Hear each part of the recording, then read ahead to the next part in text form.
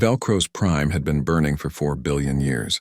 It was an old star, stable and reliable, the heart of an empire that ruled 200 systems. In the capital city below, morning was breaking. Workers were heading to their jobs. Children were going to school. No one knew that in 6 hours they would all be dead. On the human flagship Indomitable, Dr. Ji-Wan Lee watched her instruments with absolute focus. The quantum cascade generators were working perfectly. The gravitational waves were penetrating deep into the star's core, disrupting the fusion reaction that had sustained it for eons. She could see the changes in the data: temperature dropping, pressure fluctuating. The star was dying and she was killing it. Her hands were steady as she made minor adjustments to the bombardment pattern. But inside she was screaming. 14 billion lives. That was the number intelligence officer Young Mi-Han had reported. 14 billion Velcrin on the homeworld alone. Not soldiers, not politicians, just people. People who woke up this morning thinking they were safe. People who had families and dreams and futures, just like the 8 million humans who burned on New Pyongyang. Admiral Daijung stood behind her, watching the tactical display. The Velcrin fleet was in chaos. Ships were breaking formation, racing back to their home system, but they were too far away. Even at maximum speed, most of them would arrive too late. The Admiral felt no satisfaction in this, no joy, just a cold certainty that this had to be done. Humanity had to prove that mercy was a choice, not a weakness, and that when you took away the choice, you faced the consequences. On Velcro's prime, the anomaly was detected by the Planetary Science Institute 18 minutes after the bombardment began. The lead scientist, a Velcrin named Krethos, ran the calculations 3 times. Then he ran them again. The numbers did not change. The star was being deliberately destabilized. Someone was weaponizing stellar mechanics, something his people had considered theoretically possible but practically impossible. He immediately contacted the military command. War Prime Thoraxis listened to the report with growing horror. "How long do we have?" he demanded. 5 hours and 40 minutes until catastrophic failure of the fusion core, Krethos said. His voice was shaking. "After that, the star will collapse into a black dwarf. All heat and light will cease. The temperature will drop to near absolute zero within hours." Thoraxis felt his blood run cold. "Evacuate the planet." "All available ships. Do it now." The evacuation order went out across the planet, but there were 14 billion people and only enough ships to carry perhaps 2 million. The spaceports were immediately overwhelmed. Millions of Velcrin rushed toward the launch facilities, desperate to escape. Families were torn apart in the chaos. The wealthy used their influence to secure spots on departing vessels. The poor were left behind to die. Captain Sung Jae-oh watched the panic unfold through his sensors on the weapons platform Retribution. He could see the heat signatures of crowds gathering at every spaceport. He could intercept their communications, hear the screaming and crying. He forced himself to keep watching. If he was going to kill these people, the least he could do was witness their deaths. Turning away would be cowardice. His second-in-command, a young officer named Bo-Ra, approached him quietly. "Sir, some of the crew are having trouble with this. They signed up to fight soldiers, not to kill civilians," Sung Jae finished. "I know, but this is war, Bo-Ra. Not the clean kind we train for. The real kind. The kind where you make impossible choices and live with the consequences." On the Velcrin homeworld, the sky was beginning to change. The star was noticeably dimmer now. The temperature was dropping.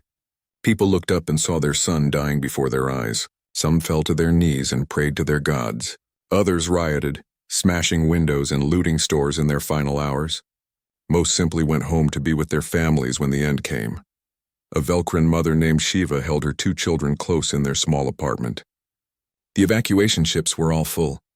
There would be no escape for them. She looked into her children's eyes and tried to think of comforting words. But what could she say? How do you explain to children that the sun is dying? That they will freeze to death in the darkness? "Will it hurt?" her daughter asked. Shiva lied. "No, my love. It will be like falling asleep." High above the planet in the orbital habitat nexus station, 10,000 Velcrin workers and their families scrambled to reach the escape pods. But there were only 3,000 pods. Station Commander Vax made the hardest decision of his life. He ordered the pods reserved for children under 10 years old. Adults would stay behind and die. Parents kissed their children goodbye and sent them away, knowing they would never see them again. Engineering Director Sang-Hoon Baek monitored the power levels across all 12 weapons platforms. The bombardment had to be sustained and precise. If even one generator failed, the entire operation might collapse. He watched the numbers carefully, making adjustments as needed. He did not allow himself to think about what those numbers represented. Not yet. Later, when this was over, he would have a lifetime to think about it. 3 hours into the operation, the Velkrin military fleet arrived at the edge of their home system. General Kravith commanded a force of 200 warships, enough to destroy the human platforms if he could reach them in time. He ordered maximum speed toward Velkros Prime. Admiral Dae-jung detected the incoming fleet immediately. "Hold position," he ordered his ships. "Maintain bombardment. If they attack, we defend ourselves. But the primary mission continues." The Velkrin fleet closed in, but as they approached, they saw their homeworld below. The star was dying. The planet was already freezing. Billions of their people were dead or dying. General Kravith realized the horrible truth. Even if he destroyed the human platforms now, it was too late. The star was past the point of no return. Nothing could save it. He sent a message to Admiral Dae-jung. "Stop this, please, I am begging you." "Stop this madness," the Admiral's reply was cold. "You killed 8 million of our people without warning, without mercy. You burned our world and expected no consequences. This is the price of your actions. This is what happens when you attack humanity." Kravith wanted to rage, to attack, to do something. But what would it accomplish? His people were dying regardless. Destroying the human ships would not save them. It would only add more deaths to the total. He gave the order he never thought he would give. "Stand down. Do not engage the humans. Focus all efforts on evacuation." On Velkros Prime, the temperature had dropped 30 degrees. Ice was forming on windows. People were burning furniture to stay warm, but it would not be enough. The cold was coming absolute and final. In the capital city, War Prime Thoraxis sat in his command center and watched his empire die. He had started this war. He had ordered the attack on New Pyongyang. He had believed humanity was weak, that they would surrender or negotiate. He had been catastrophically wrong. His communication officer approached. "Sir, the humans are broadcasting a message, galaxy-wide." Admiral Dae-jung's voice filled every communication channel across known space. 400 species heard his words. "This is Fleet Admiral Dae-jung Choi of the United Earth Coalition. You are witnessing the death of Velkros Prime and the Velkrin homeworld. The Velkrin Empire attacked humanity without provocation. They destroyed one of our cities and killed 8 million people. This is our response. Let every species in the galaxy understand this message clearly. If you attack humanity, we will not just destroy your military. We will not just conquer your colonies. We will erase your sun. We will turn your entire system into a frozen tomb. There will be no negotiations, no second chances, only darkness. Choose your actions toward humanity carefully. We would prefer to be your friends. But if you force us to be your enemy, we will be the last enemy you ever have." The broadcast ended. The galaxy fell silent. On thousands of worlds, billions of beings absorbed what they had just heard. Humanity, the young species that joined the galactic community only 200 years ago, had just demonstrated a weapon beyond anything in known history. They had killed a star, and they had done it as casually as one might swat a fly. 6 hours after the bombardment began, Velkros Prime stopped burning. The fusion reaction in its core simply halted. The star began its collapse into a black dwarf. The light went out. On the planet below, 14 billion Velkrin faced the darkness. The temperature plummeted. Within minutes, it was colder than any winter they had ever known. Within an hour, it was below freezing. Within 3 hours, the atmosphere itself began to freeze and fall as snow. Dr. Ji-won Lee watched the temperature readings drop on her screen. She thought about the Velkrin mother holding her children as they froze. She thought about the elderly dying in the darkness. She thought about the billions of lives ending because of mathematics she had developed, and then she thought about her own children, safe now because of what she had done. The guilt and the relief mixed together in her chest until she could not tell them apart. Captain Song Jae. Oh stood at the window of his platform and looked at the dead star. It was over. They had actually done it. They had killed a son and everything that depended on it. He felt hollow inside, empty of everything except the knowledge that he would carry this moment for the rest of his life. The war room deep beneath Geneva was a place few people ever saw. It had been built 200 years ago, during the first conflicts with alien species. The walls were lined with screens showing every human colony, every ship, every station scattered across 47 star systems. Right now every screen was dark except one. It showed the burned remains of New Pyongyang, still glowing with residual heat. Fleet Admiral Dae-jung Choi stood at the head of the massive table. He was 60 years old and had fought in 3 wars. He had seen cities bombed and ships destroyed. But he had never seen anything like this. An entire world murdered in an hour. He looked around at the faces gathered in the room. These were humanity's best minds. Scientists, engineers, military commanders, intelligence officers. They had been summoned here in secret. No press, no public, just the people who would decide humanity's response. President Kyung-Soo Nam entered last. He looked like he had aged 10 years in the past day. He sat down heavily and gestured for Dae-jung to begin. Options, the admiral said simply. The room erupted in voices. Some called for an immediate military strike against Velcrin colonies. Others suggested diplomatic pressure through the Galactic Council. A few even mentioned the possibility of surrender, of giving the Velcrin what they wanted to prevent more deaths. The argument went on for an hour before Dae-jung slammed his hand on the table. Silence, he said. All of those options have one thing in common. They tell the galaxy that humanity can be bullied. They tell every species out there that if you kill enough of us, we will back down. He paused. I will not allow that message to be sent. A woman stood up at the far end of the table. Dr. Ji-won Lee looked terrible. She had barely slept since escaping New Pyongyang. Her eyes were red from crying. Her hand shook as she placed a data chip on the table. But her voice was steady when she spoke. I have another option, she said. Before the attack, I was working on a theoretical project. We called it Starfall. It was supposed to be pure research, an exploration of stellar mechanics and quantum physics. But after what happened, I realized it could be weaponized. She activated the data chip. The screens around the room filled with equations and diagrams. Most people in the room could not understand them. But the scientists leaned forward, their eyes widening. You are talking about destabilizing a star, said one of the physicists. That is impossible. The energy requirements alone, not impossible, Ji-won said. Difficult, expensive, but not impossible. If we use quantum cascade generators to bombard a star with precisely calibrated gravitational waves, we can disrupt the fusion reaction in its core. The star would not explode. It would simply stop. The fusion would halt, and the star would begin to collapse. Everything in that system would freeze and die. The room went silent. Everyone understood what she was proposing. Not just revenge. Not just retaliation. Complete annihilation of an entire star system. How long would it take? President Nam asked quietly. To kill the star? About 6 hours once we begin. To position the weapons and prepare? 1 week. Engineering Director Sang-Hun Baek stood up. He was a practical man who dealt in facts and numbers. We have the platforms, he said. Our military research stations have been developing relativistic weapon systems for 20 years. We have 12 platforms, each capable of housing the quantum generators Dr. Lee describes. They have never been deployed because we never had a reason to use them. Until now. Intelligence Officer Young Mi-han pulled up a star chart.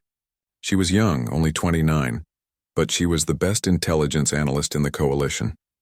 The Velcrin home system is called Velcros. Their primary star, Velcros Prime, supports their homeworld and 7 major orbital habitats. Total population, approximately 14 billion. The system is near a binary star cluster, which makes it somewhat unstable. Dr. Lee's weapon would work there. President Nam stood and walked to the window. Outside, the sun was setting over Lake Geneva. Beautiful and peaceful. He thought about the parents on New Pyongyang who would never see another sunset. The children who died crying for their mothers. The elderly who burned in their homes. 8 million people who had done nothing wrong except refuse to abandon their homes. He turned back to the room. If we do this, we become something different. We cross a line that cannot be uncrossed. The galaxy will fear us. Some will hate us. We will be known as the species that killed a star. Good, said Admiral Dae-jung. Let them fear us. Let them understand that attacking humanity comes with a price so terrible that no one will ever dare to pay it again. The vote was taken. It was not unanimous. 3 people voted against the operation, but the majority agreed. Project Starfall was approved. For the next 7 days, humanity went silent. No statements. No threats. No demands. The Galactic Council tried to contact Earth. The Velcrin Empire sent messages demanding formal surrender. Trade partners asked for updates. Everyone was ignored.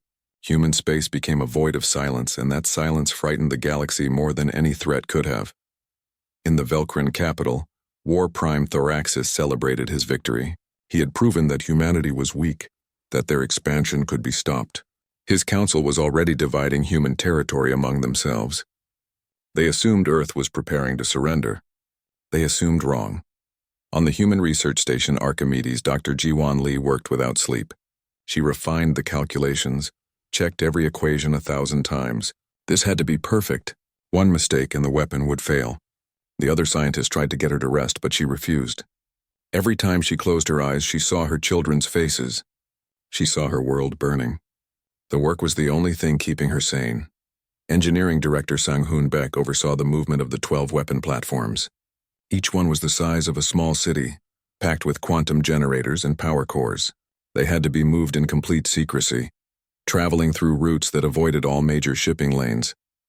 It took 3 days to get them in position around the Velcro system.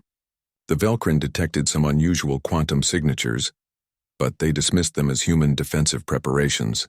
Captain Sung Jae-oh commanded the weapons platform Retribution. He was 42 years old and had been in the Navy his entire adult life. He had never fired a shot in anger.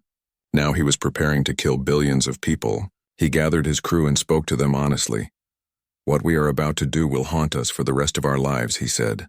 "We will be mass murderers. History will judge us. Our children will ask us how we could do such a thing.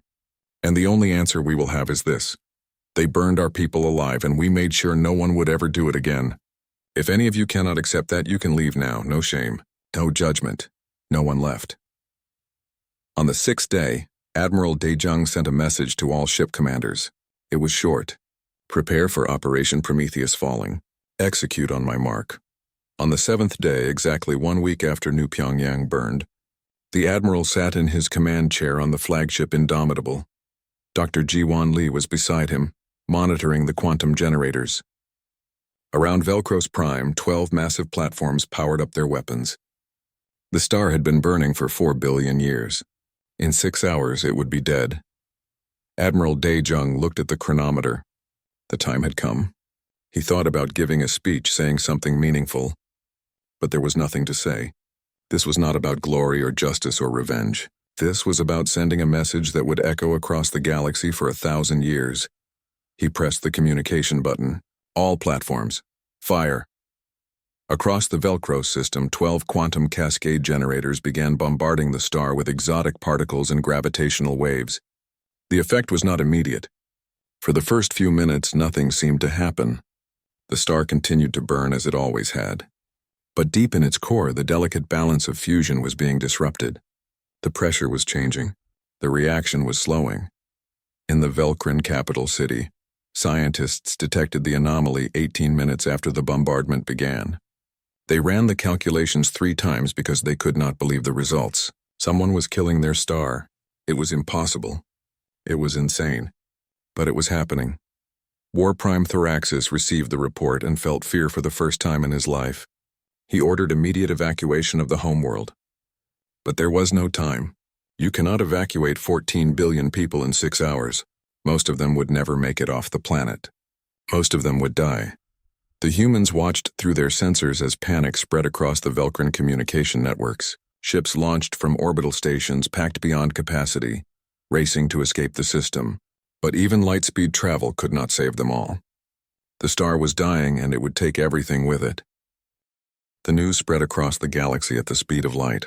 Velcro's Prime was dead. The Velcrin homeworld was a frozen wasteland. 14 billion people had died in 6 hours, and humanity had done it deliberately, methodically, without hesitation. Every species with the technology to observe space had watched it happen. They had seen the star dim and die. They had intercepted the Velcrin emergency broadcasts. They had heard Admiral Daejung's message. The galaxy was terrified. On the Galactic Council station, a massive ring-shaped structure orbiting a neutral star, Representatives from 400 species gathered in emergency session. The chamber was normally filled with debate and discussion. Today it was silent. Everyone stared at the holographic display showing the Velcro system. Where a star should have been, there was only darkness. Ambassador Taeyang Park stood in the center of the chamber. He had asked to speak, and no one had the courage to deny him. He looked older than his 54 years. The past weeks had aged him, but his voice was strong when he addressed the council. Many of you are wondering if humanity has gone insane, he said. You are asking yourselves how we could kill 14 billion people. Let me show you something. The holographic display changed. It showed New Pyongyang before the attack. A beautiful world, green and blue, full of life. Then it showed the Velcrin fleet arriving. The atmospheric incinerators falling. The planet burning. 8 million people dying in agony while the galaxy watched and did nothing. The Velcrin demanded we abandon our colonies. Taeyang continued. When we refused, they did not send diplomats. They did not issue warnings. They simply burned our people alive. Men, women, children. All of them murdered because we would not submit to threats. And now you ask us to show restraint? Now you ask us to show mercy? Where was mercy when our children burned? Where was the Galactic Council when we needed help? The chamber remained silent. No one had an answer. The truth was uncomfortable. When the Velcrin attacked humanity, the galaxy had stood by and watched. They had assumed humanity would surrender or negotiate. They had not expected this response. No one had expected this response. A representative from the Praxian collective stood up. The Praxians were a peaceful species committed to non-violence. What you have done is genocide, she said. You have crossed every moral line. You have become monsters. Taeyang turned to face her. We became what we needed to become to survive. Tell me, Representative, if your people were burning alive, what would you do? Would you file a complaint with the council? Would you write a strongly worded statement? Or would you do whatever was necessary to ensure it never happened again? Before the Praxian could answer, another representative stood. This one was from the Korath Dominion, a militaristic empire that controlled 50 systems. The Korath had been eyeing human territory for years, waiting for an opportunity to expand. That opportunity had just vanished. The Korath Dominion wishes to propose an immediate non-aggression pact with humanity, the representative said. We recognize Earth's sovereignty over all current human territories and pledge to respect your borders. Other representatives began standing, each offering treaties, trade agreements, and diplomatic recognition. Species that had ignored humanity for decades were suddenly very interested in being friends. The message was clear. No one wanted to be the next Velcro's intelligence officer. Young-Mi Han sat in her office deep within Earth's intelligence headquarters. She was analyzing data that had come in over the past week. What she had discovered was disturbing. Before the Velcrin attack, 6 other species had been planning coordinated strikes against human colonies.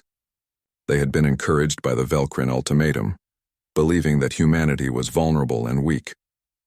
All 6 species had immediately canceled their plans the moment Velcro's prime died. Young-Mi realized something important. The destruction of one star system had prevented multiple wars. Millions of human lives had been saved because the galaxy now understood the cost of attacking humanity. She prepared her report for President Kyung-Soo Nam. The president needed to understand that as horrific as their response had been, it might have been necessary. Not for revenge. For deterrence on Earth, the reaction was mixed. Peace advocates protested in major cities, calling the government murderers. They carried signs showing Velcrin children and demanded justice for the billions who died. But the protests were smaller than expected. Most humans supported what had been done. In every city and every colony, families remembered New Pyongyang. They remembered watching a human world burn. And they felt safer knowing that no one would dare do it again. President Nam stood at his window in Geneva, watching the protesters below. He understood their anger. In many ways, he agreed with them. What humanity had done was monstrous. But he also knew that sometimes being a leader meant making monstrous choices. History would judge him harshly. He had accepted that the moment he authorized Operation Prometheus falling, his assistant entered. Sir General Kraveth is requesting a meeting. He says he speaks for the surviving Velcrin. Nam was surprised. He had expected the Velcrin to seek revenge, not diplomacy. Send him in. General Kraveth entered the office. He looked broken. His empire was destroyed. His people were scattered across space in refugee ships. Of the 200 systems the Velcrin had controlled, only military outposts and deep space stations survived. The heart of his civilization was dead, frozen in eternal darkness. "I have come to offer surrender," Kravith said. "Unconditional. Complete. The Velcrin people are at your mercy." President Nam studied the alien general. "What do you want from us?" "Help," Kravith said simply. "We have 200 million survivors. No homeworld. No infrastructure. We are refugees in our own empire. We need food, shelter, and protection from those who would prey on our weakness. In return, I offer you everything. Our technology, our resources, our loyalty." Nam was quiet for a long moment. "You attacked us. You killed 8 million of our people, and now you ask for help?" "Yes," Kravith said. "Because I have learned what you are. You are not monsters, though you can do monstrous things. You are strong enough to destroy your enemies, but also strong enough to help them. I'm betting the survival of my species on that strength." The president made his decision. "We will help you. But understand this. The Velcrin Empire is over. You will not rebuild it. You will either join the human coalition, or we will help you establish independent colonies far from our territory. Choose carefully." Kravith chose integration. It was the only logical choice. Better to join the species that killed your star than to face the galaxy alone. On the colony ship carrying refugees from New Pyongyang, Dr. Ji-Won Lee sat with her children in their small cabin. They were heading to a new world, a fresh start. But she could not stop thinking about the numbers. 8 million humans dead, 14 billion Velcrin dead. The mathematics of revenge did not balance. Nothing could balance those numbers. Her daughter looked up at her. "Mama, are we safe now?" Ji-Won pulled her close. "Yes, my love. We are safe now." It was the truth. The galaxy had learned its lesson. Humanity would not be threatened again, but the price of that safety haunted her dreams. She wondered if she would ever sleep peacefully again. Admiral Hyunwoo Kim was given a new assignment. He would lead the humanitarian mission to help the surviving Velcrin. It was strange work for a military commander. He had spent his career preparing for war, and now he was organizing relief efforts. But in a way, it made sense. He had failed to save New Pyongyang. Maybe he could save what remained of the Velcrin.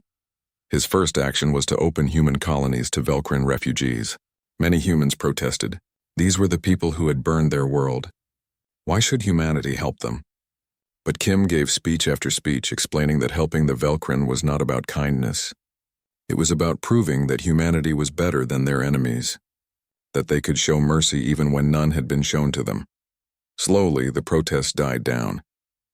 Humans began working with Velcrin to build new settlements. It was not easy. There was distrust and anger on both sides. But gradually something unexpected happened. The two species began to understand each other. The Velcrin saw that humans were capable of more than destruction. The humans saw that the Velcrin were not monsters, just people who had followed terrible leaders. Intelligence officer Young Mi-han tracked 3 assassination attempts on human diplomats by Velcrin extremists. She hunted them down personally. When she found them, she gave them a choice: face trial or work for her. 2 chose trial. 1 chose to work. He became her best agent, providing intelligence on radical groups that might threaten the fragile peace. On the 1-year anniversary of New Pyongyang's destruction, humanity held a memorial service. Every name of the 8 million dead was read aloud. It took 3 days. President Nam stood before the assembled crowd and announced the construction of a monument. It would be placed on the rebuilt New Pyongyang, a reminder of what had been lost. But next to that monument would be another. Smaller, simpler. It would list the Velcrin dead. 14 billion names. No one alive would ever finish reading all of them, but they would be there remembered. Because humanity understood that the Velcrin people were not their enemy. The Velcrin Empire had been the enemy, and that empire was gone. 5 years had passed since HFY died. The galaxy had changed in ways no one could have predicted. Humanity sat at the center of a new power structure, not by choice but by necessity. When you prove you can kill stars, everyone wants to know what you will do next. The answer surprised them all. On Earth, President Kyung-Soo Nam was completing his final term in office. He had aged considerably in 5 years. The weight of 14 billion deaths did that to a person. But he could look at what humanity had built and feel something close to pride. The Treaty of Seoul, negotiated by Ambassador Taeyang Park, had established humanity as a guarantor of smaller species independence. 43 species had signed it. Any attack on a signatory would be treated as an attack on humanity itself. It was the most powerful deterrent in galactic history. The treaty had one simple clause that everyone understood. Humanity had the weapons to kill stars. They had proven the will to use them, but they preferred not to. Peace was always the first choice. Violence was the last resort. But if that last resort became necessary, there would be no mercy and no survivors. Ambassador Taeyang Park stood before the Galactic Council for his final address before retirement. He had served humanity for 35 years and he was tired. But he had one last message to deliver. 5 years ago, my species did something terrible, he said. We killed a star and everyone who depended on it. Many of you still hate us for that. I understand. I hate us for it too sometimes. But I ask you to consider what the galaxy looks like now. How many wars have been fought in the past 5 years? How many colonies have been attacked? How many species have been conquered? The chamber was silent. Everyone knew the answer. 0. For the first time in recorded galactic history, 5 years had passed without a single major conflict. The threat of humanity's weapon had made war too dangerous. No one wanted to risk becoming the next Velcros. We do not want to be your executioners, Taeyang continued. We want to be your partners. But if you force our hand, if you attack the innocent, if you threaten peaceful species, we will do what we did to the Velcrin. This is not a threat. It is a promise. Choose peace and we will help you prosper. Choose war and we will teach you why that was a mistake. He left the podium to mixed reactions. Some species applauded. Others sat in stony silence. But no one argued. The facts spoke for themselves. Humanity had brought peace to the galaxy, even if they had done it through fear. On the rebuilt world of New Pyongyang, Dr. Ji-Wan Lee walked through the memorial garden. The names of the 8 million dead were carved into black stone walls that stretched for miles. She came here every week, finding the names of her parents, her friends, her colleagues. She would trace the letters with her fingers and remember their faces. Today she had brought someone with her. A young Velcrin female named Kira, one of her students at the new university. Kira had been born after the war, part of the generation that grew up in the shadow of their species' greatest defeat. Dr. Lee, Kira asked quietly, do you hate us, the Velcrin? Ji-Wan considered the question carefully. I hate what your empire did. I hate the leaders who ordered the attack. But you were not even born when it happened. You are not responsible for the sins of your parents. They walked in silence to the second memorial. It was smaller, a simple stone marker with a number carved into it. 14 billion. Impossible to list all their names, so humanity had chosen to honor them with the terrible mathematics of genocide. My parents died when Velcros Prime fell, Kira said. I grew up on a refugee ship. For a long time I hated humans. I thought you were monsters. But then I came here and saw this. She gestured at the memorial. You remember us. You honor our dead even though we were your enemies. Why?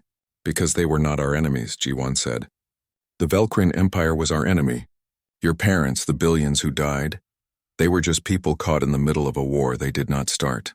We remember them because forgetting would make us the monsters you thought we were. Kira wiped tears from her eyes. I want to study stellar mechanics like you. I want to understand how you killed our star. Not to use it, just to understand it, Ji-Wan smiled sadly. Then you will be my student. And maybe in your generation, we can ensure that weapon is never used again.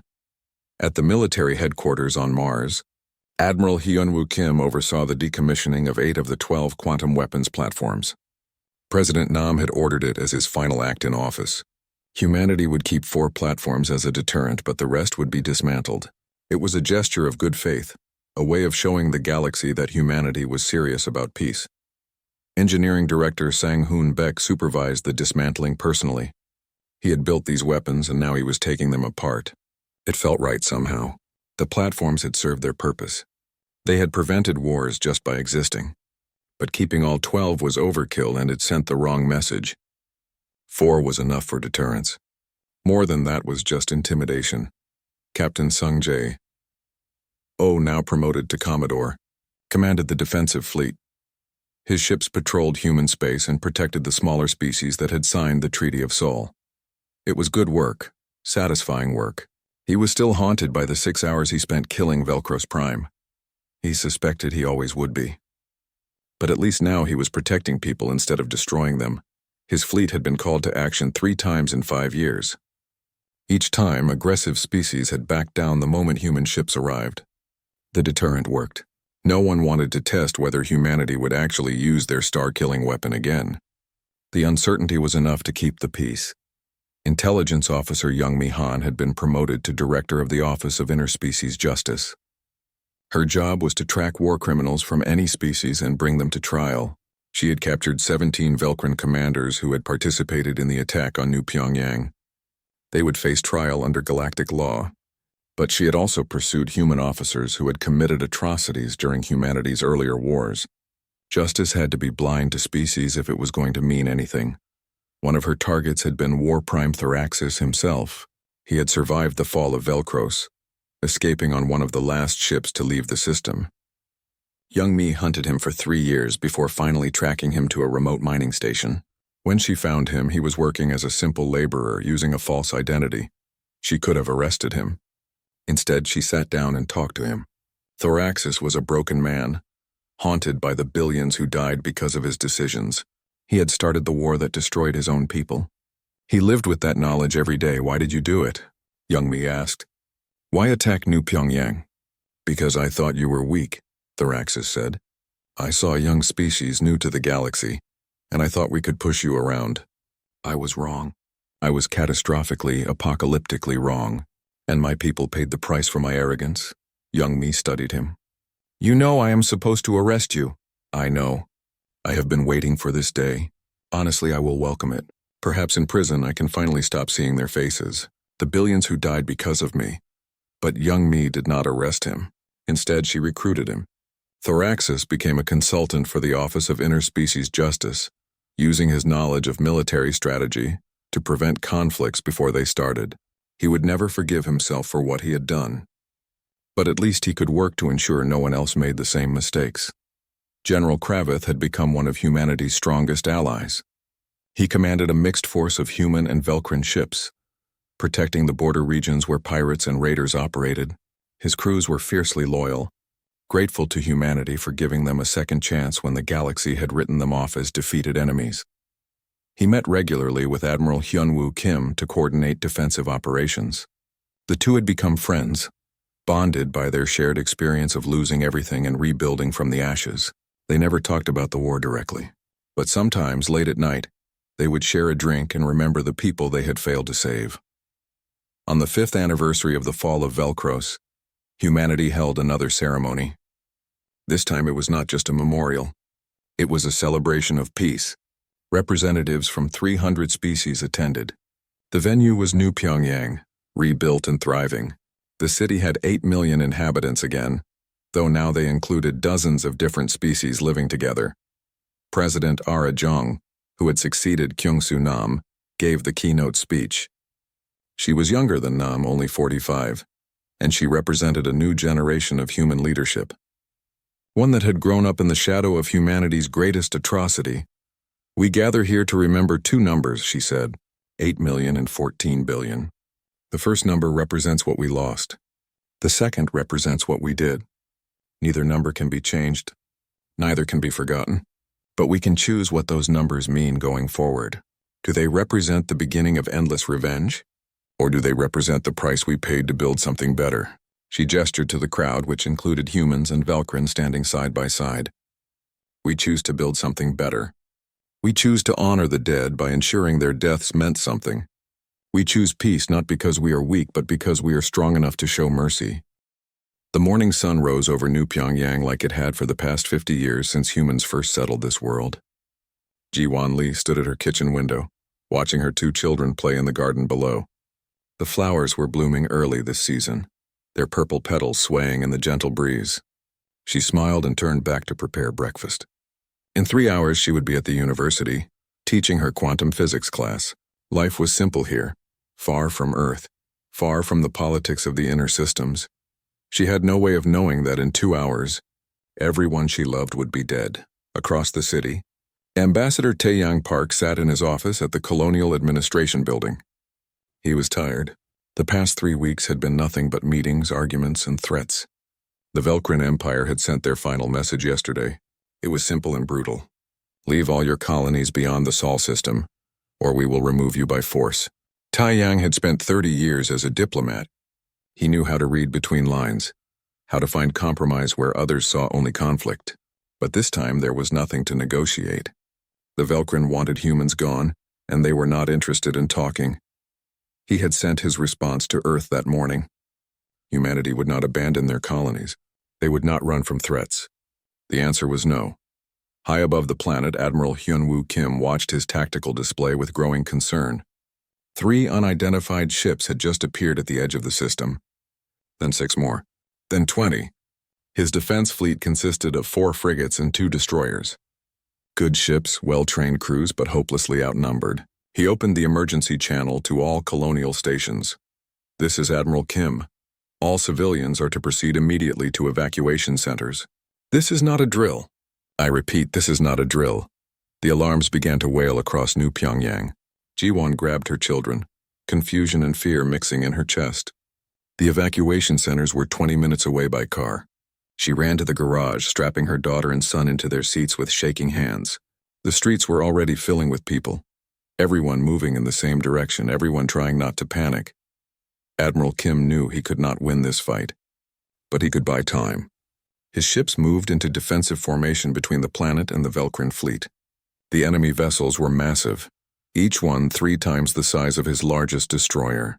They did not bother with communication. They simply opened fire. The battle lasted 17 minutes. One by one, Admiral Kim watched his ships die. The frigate Steadfast exploded first, taking 60 crew members with it. The destroyer Vigilant managed to damage 1 Velcrin ship before it was torn apart by plasma fire. Kim's flagship, the Soul's Pride, took hit after hit. Fires spread through the lower decks. The life support was failing, but they kept fighting, kept firing, kept buying seconds and minutes for the people below. Ji-won made it to the evacuation center with thousands of others. The massive transport ships were landing in the fields outside the city, their cargo bays open and waiting. Military personnel were shouting instructions, trying to organize the chaos. Families were being separated. Children were crying. Ji-won held her kids close as they were pushed toward one of the transports. She could see the flashes of light in the sky above. The battle was happening right now, right over their heads. Move, move, move. A soldier was shouting. We have 10 minutes, maybe less. Ji-won stumbled up the ramp into the transport. Inside, it was packed with people, pressed together in the darkness. The engines roared to life. Through a small window, she could see more transports lifting off, climbing toward the stars. But there were still thousands of people on the ground, still waiting, still hoping. In orbit, Admiral Kim's ship was dying. Half his crew was dead. The bridge was filled with smoke. But through his failing sensors, he could see the evacuation transports breaking atmosphere. 40 ships, maybe 50. He had bought them enough time to save perhaps 200,000 people out of 8 million. The math was simple and horrible. The Velcrin fleet moved past the wreckage of the human defense force. They took up position directly above New Pyongyang.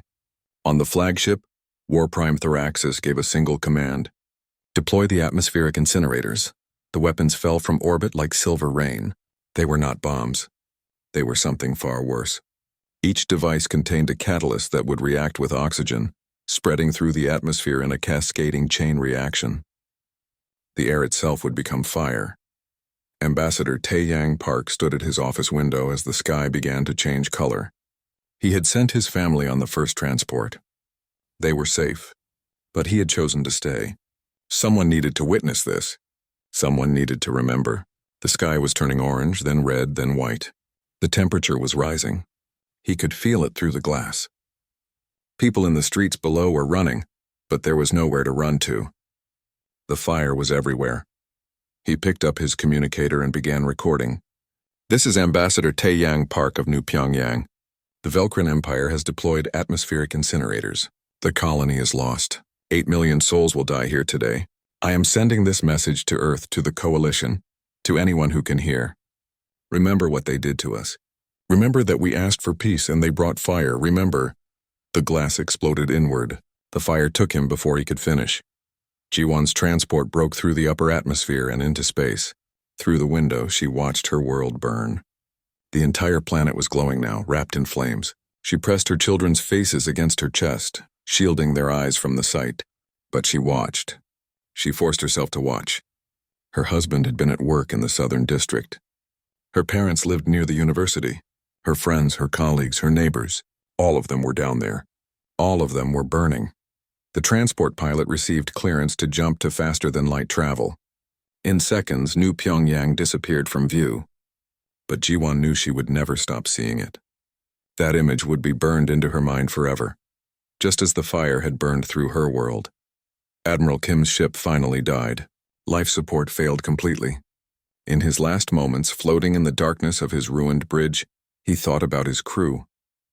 Good people, brave people, they had died buying time for others to live. That had to mean something. That had to count for something. On Earth, in the emergency session of the United Earth Coalition, President Kyung-Soo Nam watched the final transmissions from New Pyongyang. The chamber was silent. 400 representatives and not one of them spoke. They simply watched as a human world burned. 8 million people, gone in less than an hour. The Velkrin had made their point. They had shown their power. President Nam stood slowly. His voice was quiet, but it carried through the chamber. We will respond to this. Not with words. Not with diplomacy. The time for talking is over. I am calling an emergency meeting of the War Council. We will show the Velkrin what it means to hurt humanity. We will show the entire galaxy. The session ended. Representatives filed out in silence. But they all understood. Something had changed.